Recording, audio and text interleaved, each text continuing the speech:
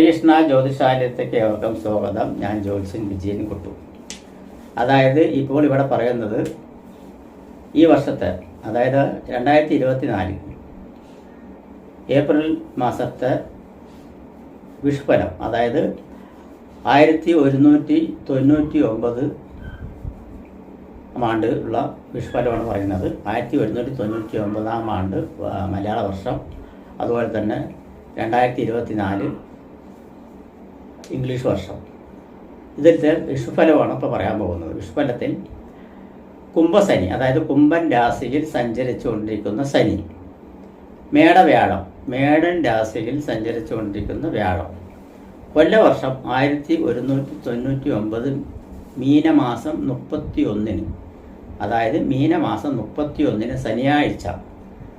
ശനിയാഴ്ച ഉദയായി, അതായത് ഉദയത്തിന് ശേഷം 36 നാഴികയും 6 വിനാഴിയും, 36 നാഴികയും 6 വിനാഴിയും, ഉദയത്തിന് ശേഷം 36 നാഴികയും 6 വിനാഴിയും ചെന്നതിന് ശേഷമാണ് മീനത്തിൽ നിന്നും, അതായത് മീനമാസമാണ്, മീനരാശിയിൽ നിന്നും സൂര്യൻ മേടൻ രാശിയിലേക്ക് രവി, അതായത് സൂര്യൻ പറഞ്ഞ രവി സംക്രമിക്കുന്നത്. അപ്പോൾ മേഷ വിഷു സംക്രമം എന്ന് പറയും. മേടരാശിയിൽ സൂര്യൻ പ്രവേശിക്കുന്ന സമയത്തിനെ അടിസ്ഥാനപരമാക്കിയിട്ടാണ് വിഷുഫലം പറയുന്നത്. അപ്പോൾ മേടൻ രാശിയിലേക്ക് മീനൻ രാശിയിൽ നിന്നും മേടൻ രാശിയിലേക്ക് മാറുന്നത്, അതായത് സൂര്യൻ മാറുന്നത് മീനമാസം 31-ാം തീയതി 36 നാഴിക, ഉദയത്തിന് ശേഷം 36 നാഴികയും 6 വിനാഴിയും, അതായത് ശനിയാഴ്ച. അതായത് സമയം നമുക്ക് IST സമയം പറയുകയാണെങ്കിൽ രാത്രി 8:22 രാത്രി 8:22 വരുന്നത്. അപ്പോൾ ആ സമയത്ത് മകീര നക്ഷത്രമാണ് വരുന്നത്. മകീര നക്ഷത്രത്തിലാണ് ചന്ദ്രൻ സഞ്ചരിച്ചുകൊണ്ടിരിക്കുന്നത്. മകീര നക്ഷത്രത്തിലാണ്. ശുക്ലപക്ഷ ഷഷ്ടി പറഞ്ഞ വെളുത്ത പക്ഷം, അതായത് കറുത്ത ബാബിന് ശേഷമുള്ള ഷഷ്ടി, 6ാമത്തെ ദിവസം ഷഷ്ടി തിഥിയും പന്നികരണവും, കരണം വന്നിട്ട് പന്നികരണമാണ്. ശോഭനനാമ നിത്യയോഗവും നല്ലതാണ്. പന്നികരണവും ശോഭനനാമ നിത്യയോഗവും കൂടിയ മിഥുനക്കൂറ്റിൽ, അതായത് മിഥുനൻ രാശിയിലാണ് ചന്ദ്രൻ സഞ്ചരിച്ചുകൊണ്ടിരിക്കുന്നത്. അപ്പോൾ മിഥുനക്കൂറ്റിൽ തുലാ ലഗ്ന സമുച്ചയത്തിൽ, അതായത് ആ സമയത്ത് ഉദിച്ചു വരുന്ന ലഗ്നം എന്ന് പറയുന്നത് തുലാ ലഗ്നമാണ്. അപ്പോൾ തുലാ ലഗ്ന സമുച്ചയത്തിൽ അഗ്നി ഭൂതോദയം കൊണ്ട്, ഭൂതോദയം പറഞ്ഞാൽ ആ സമയത്തുള്ള ഭൂതം ഏതാണ് ചോദിച്ചാൽ അഗ്നിയാണ്. അഗ്നി ഭൂതോദയത്തിൽ മേഷ വിഷു സംക്രമം, അതായത് വിഷു സംക്രമം വരുന്നത് ഈ സമയത്താണ് എന്നുള്ളതാണ് പറയുന്നത്. ആ സമയത്ത് തുലാ ലഗ്നമാണ് ഉദിച്ചു വരുന്ന ലഗ്നം എന്ന് പറയുന്നത്. ആ തുലാ ലഗ്ന പ്രകാരം തന്നെ ഗ്രഹസ്ഥിതി ഒന്ന് ചിന്തിച്ചു കഴിഞ്ഞാൽ തുലാ ലഗ്നത്തിൻ്റെ 3-ാം ഭാവത്തിൽ ഗുളികനാണ് നിൽക്കുന്നത്. 3-ാം ഭാവത്തിൽ വ്യാഴക്ഷേത്രത്തിൽ ഗുളികനാണ് നിൽക്കുന്നത്. 5-ാം ഭാവത്തിൽ ചൊവ്വയും ശനിയും കൂടി നിൽക്കുന്നുണ്ട്. 5-ാം ഭാവത്തിൽ, അതായത് കുംഭൻ രാശിയിൽ ശനിയും ചൊവ്വയും കൂടി നിൽക്കുന്നുണ്ട്. 6-ാം ഭാവത്തിൽ നിൽക്കുന്നത് സൂര്യനും ബുധനും ശുക്രനും രാഹുവുമാണ് നിൽക്കുന്നത്, അതായത് മീനൻ രാശിയിൽ.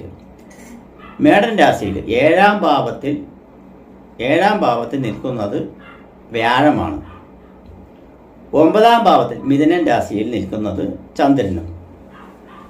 കന്നിരാശി 12-ാം ഭാവത്തിൽ നിൽക്കുന്നത് കേതുവുമാണ് നിൽക്കുന്നത്. അപ്പോൾ ഇവിടെ ഈ രാശിപ്രകാരം നോക്കുമ്പോൾ വ്യാഴത്തിൻ്റെ ഇഷ്ടസ്ഥിതി നല്ല തന്നെയാണ്. അതായത് ലഗ്നാൽ 7-ാം ഭാവത്തിൽ വ്യാഴം നിൽക്കുന്നുണ്ട്. വ്യാഴം ലഗ്നത്തിനെ വീക്ഷിക്കുന്നുണ്ട്. അതുകൂടാതെ തന്നെ 11-ാം ഭാവത്തിനെ വീക്ഷിക്കുന്നുണ്ട് വ്യാഴം.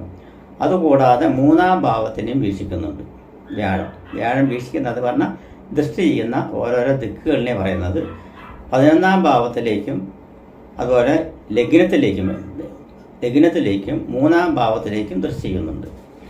അപ്പോൾ ഇവിടെ നോക്കുന്ന സമയത്ത് ലഗ്നം എന്ന് പറയുന്നത് തുലാ ലഗ്നമാണ്. തുലാ ലഗ്നത്തിൻ്റെ അധിപൻ ശുക്രനാണ്. ശുക്രൻ 8-ാം ഭാവം, അതായത് 8-ാം ഭാവം പറഞ്ഞാൽ ഇടവൻ രാശി 8-ാം ഭാവം ഏറ്റെടുത്തുകൊണ്ട്, ലഗ്നാധിപൻ 8-ാം ഭാവം അഷ്ടമസ്ഥാനം ഏറ്റെടുത്തുകൊണ്ട് 6-ാം ഭാവമായ അനിഷ്ടസ്ഥാനമായിട്ടുള്ള മീനൻ രാശിയിൽ ഉച്ചസ്ഥനായിട്ടാണ് നിൽക്കുന്നത്. സൂര്യനോടൊപ്പം ബുധനോടൊപ്പം രാഹുവിനോടൊപ്പം ഉച്ചസ്ഥാനത്ത് നിൽക്കുന്നത്.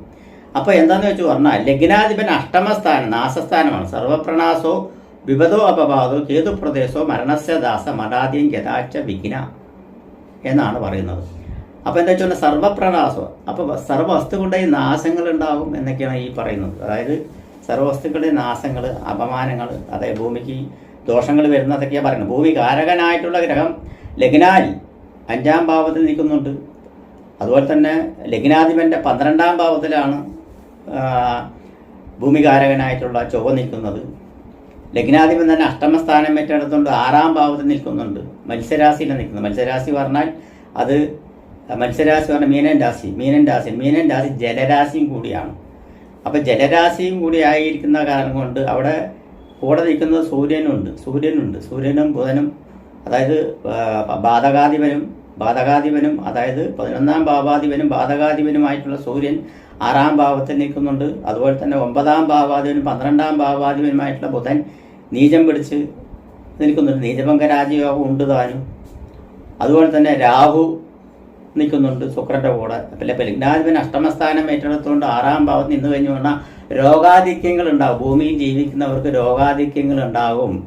വൈറസ് സംബന്ധമായിട്ടുള്ള രോഗങ്ങളുണ്ടാകും. ഗുളികൻ 3ലാണ് നിൽക്കുന്നത്. അപ്പോൾ വൈറസ് സംബന്ധമായിട്ടുള്ള രോഗങ്ങളുണ്ടാവും. എന്നിരുന്നാലും അതിലേക്ക് ചെറുത്ത് നിൽക്കുവാനുള്ള കെൽപ്പ് ഭരണാധികാരിയായിട്ടുള്ള സൂര്യൻ നിൽക്കുന്നത് 6ാം ഭാവത്തിലാണ്. കുറച്ച് കഷ്ടപ്പെടുമെങ്കിലും വ്യാഴത്തിൻ്റെ ദൃഷ്ടിയിൽ ലഗ്നാൽ 7ാം ഭാവത്തിൽ വ്യാഴം നിൽക്കുന്നത് വളരെ ഉചിതകരമായിട്ടാണ്. അപ്പോൾ ലഗ്നാൽ 7ാം ഭാവത്തിൽ വ്യാഴം നിൽക്കുന്നത് കാരണം കൊണ്ട് രോഗങ്ങൾ വരികയാണെങ്കിലും അതിനുള്ള പ്രതിവിധികൾ ഉണ്ടാവും എന്നാണ് പറയുന്നത്. പ്രതിവിധികൾ ഉണ്ടാവും. 4ാം ഭാവാധിപൻ അതായത് ജനസംബന്ധമായിട്ടുള്ള സമ്പർക്കവും ഭൂമി സംബന്ധമായിട്ടുള്ള പ്ലേസ് സംബന്ധമായിട്ടുള്ള ഗ്രഹവും ഭൂമി കാരകനുമായിട്ടുള്ള ഗ്രഹം 4ാം ഭാവാധിപൻ്റെ ക്ഷേത്രത്തിലാണ് നിൽക്കുന്നത്. 4ാം ഭാവാധിപൻ 5ാം ഭാവത്തിൽ നിൽക്കുന്നത്. 5ാം ഭാവാധിപൻ്റെ ഭൂമികാരകനായിട്ടുള്ള ചൊവ്വയാണ്. ചൊവ്വ 2ാം ഭാവാധിപനും 7ാം ഭാവാധിപനും കൂടിയാണ് നിൽക്കുന്നത്. ഭൂമികാരകനായിട്ടുള്ള നിൽക്കുന്നത്. അപ്പോൾ ജനസമ്പർക്കനായിട്ടുള്ള ശനി 5ാം ഭാവത്തിൽ ഭൂമികാരകനായിട്ടുള്ള യോഗം നിൽക്കുന്നുണ്ട്. ഇപ്പോൾ ഇവിടെ വന്നിട്ട് വർഷകാലം, അതായത് ഈ വർഷം മഴ എങ്ങനെ ഉണ്ടാകും എന്ന് ചോദിച്ചു പറഞ്ഞാൽ കാലാവസ്ഥ അതായത് നമ്മുടെ മൺസൂൺ കാലം, അതായത് മഴക്കാലം എന്ന് പറയുന്നത് ജൂൺ 15 കൂടിയിട്ടാണ് മഴയുടെ ആരംഭം, മൺസൂൺ ആരംഭിക്കുന്നത് എന്നാണ് പറയുന്നത്. വർഷകാലം ആരംഭിക്കുന്നത് അത് യഥാക്രമം ആ സമയത്ത് തന്നെ ഉണ്ടാകും എന്നുള്ളതാണ് ഇതിൽ കാണുന്നത്. ലഗ്നാധിപൻ തന്നെ മത്സ്യരാശിയായിട്ടുള്ള 6ാം ജലരാശിയായിട്ടുട്ടുള്ള 6ാം ഭാവത്തിൽ നിൽക്കുന്നത് കാരണം മഴ ഇഷ്ടം പോലെ ഉണ്ടാവും എന്നുള്ളത് കാണുന്നുണ്ട്. വർഷകാലം ഫുള്ളായിട്ട് കാലവർഷം ഫുള്ളായിട്ടുണ്ടാവും എന്നുള്ളതും പറയുന്നുണ്ട്. അതുകൂടാതെ തന്നെ ന്യൂനമർദ്ദം സംബന്ധമായിട്ടുള്ള ഇതുണ്ടാവും. കാരണം ചന്ദ്രൻ്റെ കേന്ദ്രത്തിലാണ് ലഗ്നാധിപനായിട്ടുള്ള ഗ്രഹം നിൽക്കുന്നത്, അതും ജലരാശിയിൽ. അത് കാരണം ന്യൂനമർദ്ദന സംബന്ധമായിട്ടുള്ള മഴകളും ഇതിൽ കാലവർഷം കൂടാതെ ഉണ്ടാവും എന്നാണ് പറയുന്നത്. അത് ന്യൂനമർദ്ദം എന്ന് വെച്ച് പറഞ്ഞാൽ ചിലപ്പോൾ വിടാതെ 3, 4, 5 ദിവസങ്ങളൊക്കെ വിടാതെ മഴ പെയ്യാനുള്ള സാധ്യതകളുണ്ട് എന്നാണ് പറയുന്നത്.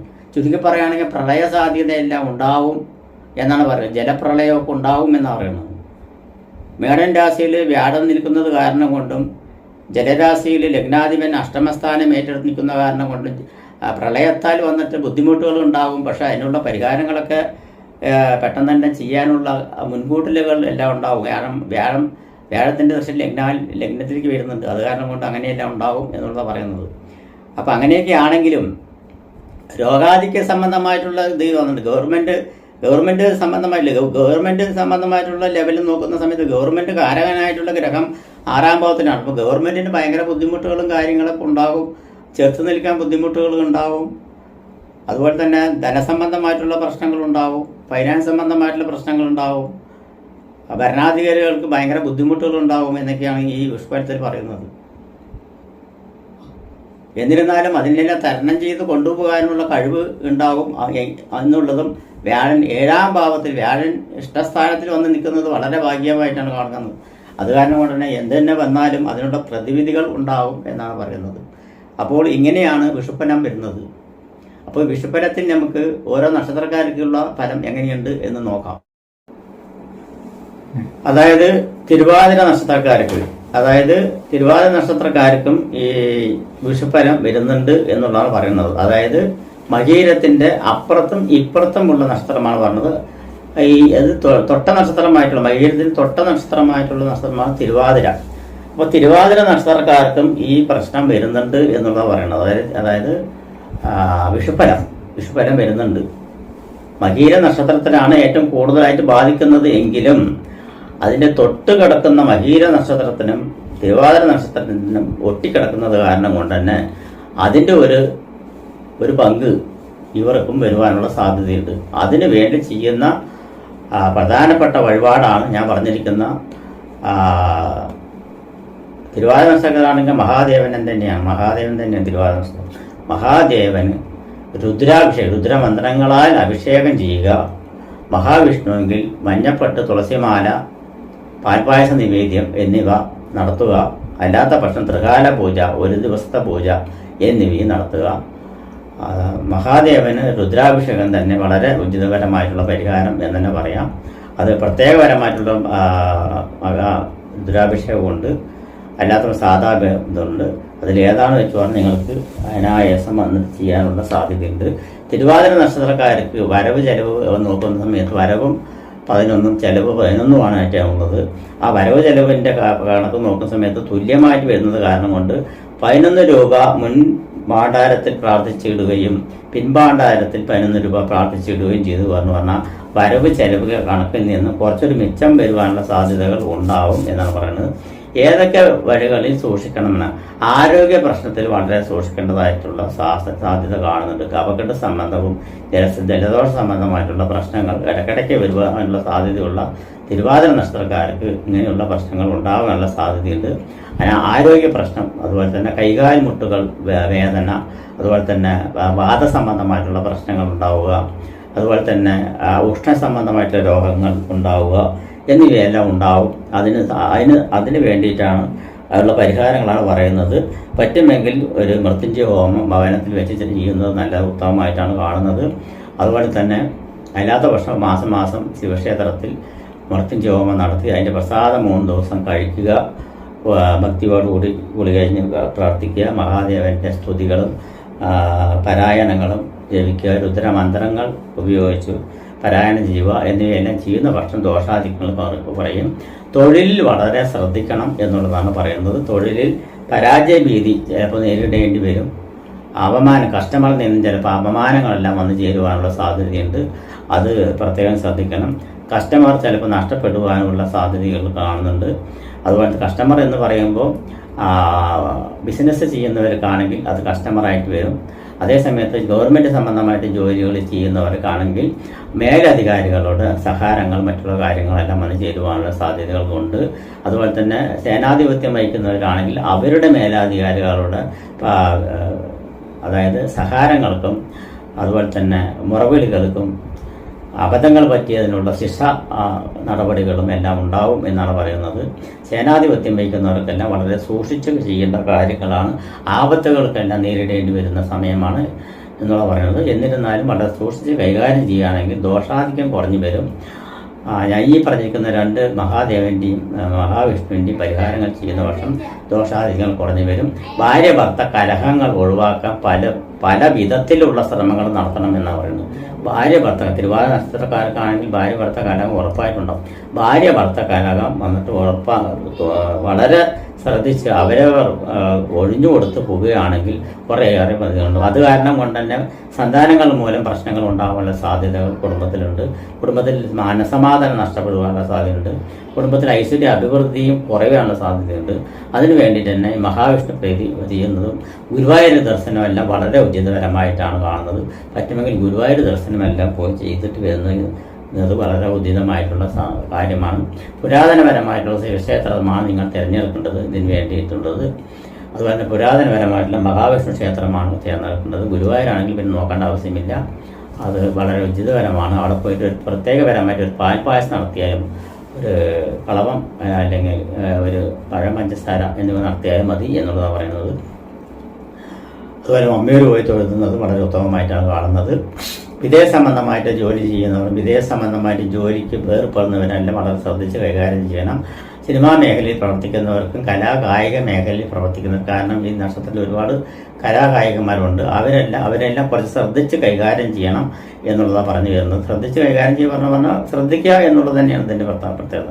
ഇങ്ങനെ ഒരു ദോഷം നമുക്കുണ്ട് എന്നുള്ളത് ശ്രദ്ധിച്ച് അതിനുള്ള പരിഹാരങ്ങൾ ചെയ്ത് ഭയഭക്തിയോടുകൂടിയിട്ടും ഭയപരായതുകൊണ്ടും വിളക്ക് വെച്ച് പ്രാർത്ഥനയും ഉപാസനയും എല്ലാം ഉള്ളവർക്കാണെങ്കിൽ ഈ ദോഷങ്ങളൊന്നും ഒന്നും ബാധിക്കില്ല എന്നാണ് പറയുന്നത്. കാരണം വെച്ചാൽ അതിനെയെല്ലാം അതിജീവിച്ചു പോകാനുള്ള ശക്തി അവർക്കുണ്ടാവും എന്നാണ് പറയുന്നത്.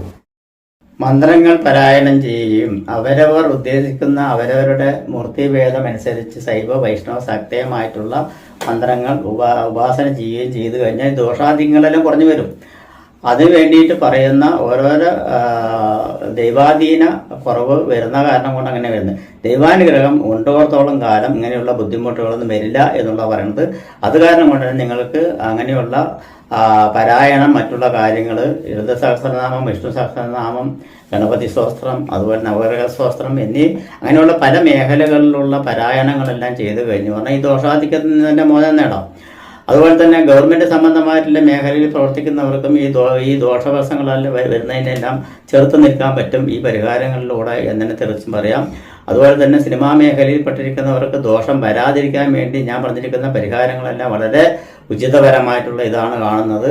പറ്റുമെങ്കിൽ ഹോമാദി കർമ്മങ്ങൾ, അതായത് സിനിമാ മേഖലയിൽ പ്രവർത്തിക്കുന്നവർക്കെല്ലാം വൻകിട സാമ്പത്തികപരമായിട്ടുള്ള ചെലവുകൾ ഉള്ളവരാണ്. അതുപോലെ തന്നെ സാമ്പത്തികപരമായിട്ടുള്ള നേട്ടങ്ങൾ കൈവരിക്കാൻ പറ്റുന്നവരാണ്. അതിനുവേണ്ടി സാമ്പത്തികപരമായിട്ടുള്ള ഹോമാദി കർമ്മങ്ങൾ പലതുമുണ്ട്, പലവിധ പൂജാതി കർമ്മങ്ങളുണ്ട്, വൻകിട ലാഭത്തിന് വേണ്ടിയുള്ളതുണ്ട്. അതുപോലെ തന്നെ ഈ ഇങ്ങനെയുള്ള ദോഷങ്ങൾക്കുള്ള പരിഹാര മാർഗങ്ങളുണ്ട്. അങ്ങനെയുള്ള പരിഹാര മാർഗങ്ങളെല്ലാം ചെയ്തു കഴിഞ്ഞ് പറഞ്ഞാൽ ഈ ദോഷാധിക്യമെല്ലാം കുറഞ്ഞെടുക്കാം. എത്രയോ ലക്ഷപ്രഭുകളും കോടിക്കണക്കിനുള്ള ആളുകളും പരിഹാര പൂജകളെല്ലാം നിലനിർത്തി അവരുടെ സ്വത്തിന് താങ്ങും തണലുമായി നിർത്തിക്കൊണ്ടിരിക്കുന്ന അനുഭവങ്ങൾ നമ്മൾ കണ്ടുവരുന്നുണ്ടെന്ന് പറഞ്ഞാൽ അവരവർ ചെയ്യുന്നത് നമ്മൾ അറിയുന്നില്ല എന്ന് മാത്രമേ ഉള്ളൂ. അത് അങ്ങനെയുള്ള ഇതെല്ലാം ചെയ്തു വരുന്നുണ്ട്. അതിനുള്ളതെല്ലാം കിട്ടും. ജാതകദോഷം അനുഭവിച്ചേ മതിയാവൂ എന്നുള്ള പറയുന്നുണ്ട് ഒരു വിധത്തിൽ. പക്ഷെ എന്നിരുന്നാലും അവരുടെ സ്വത്തിന് നാശം വരാതെ നോക്കണം എന്നുള്ളതാണ് പറയുന്നത്. അപ്പം അങ്ങനെയുള്ള കാര്യങ്ങൾ കടബാധയിൽപ്പെട്ടിരിക്കുന്നവർ, തിരുവാതിര നക്ഷത്രത്തിൽപ്പെട്ടിരിക്കുന്നവർക്ക് കടബാധയിൽപ്പെട്ടിട്ടുള്ള കുടുംബങ്ങൾക്ക് അതിജീവന മാർഗം കണ്ടുപിടിക്കേണ്ടത് വളരെ അത്യാവശ്യ മാർഗമാണ്. അതിനു വേണ്ടിയിട്ടാണ് പലവിധ പരിഹാരങ്ങളും ഞാൻ പറഞ്ഞു തരുന്നത്. അങ്ങനെയുള്ള പരിഹാര മാർഗങ്ങളെല്ലാം ചെയ്യുന്ന പക്ഷം ചിലപ്പോൾ ആഭിചാര ദോഷം, അതുപോലെ തന്നെ ദുർമരണ സംബന്ധമായിട്ടുള്ള ദോഷങ്ങൾ, ഇങ്ങനെയുള്ള പലവിധ ദോഷങ്ങളുണ്ട്. എൻ്റെ നമ്പർ ഇതിൽ കൊടുക്കുന്നുണ്ട്. നിങ്ങൾക്ക് പറ്റുകയാണെങ്കിൽ വിളിച്ച് അതിനുള്ള പരിഹാര മാർഗങ്ങളെല്ലാം നേടി എടുക്കാൻ പറ്റും എന്ന് തന്നെ പറയാം. അങ്ങനെയുള്ള കാര്യങ്ങളെല്ലാം ചെയ്തു വരികയാണെങ്കിൽ നിങ്ങൾക്ക് തീർച്ചയായിട്ടും ദോഷത്തിൽ നിന്നും വേർപെട്ട് വരുവാനുള്ള സാധ്യതകൾ കാണുന്നുണ്ട്. നമസ്കാരം.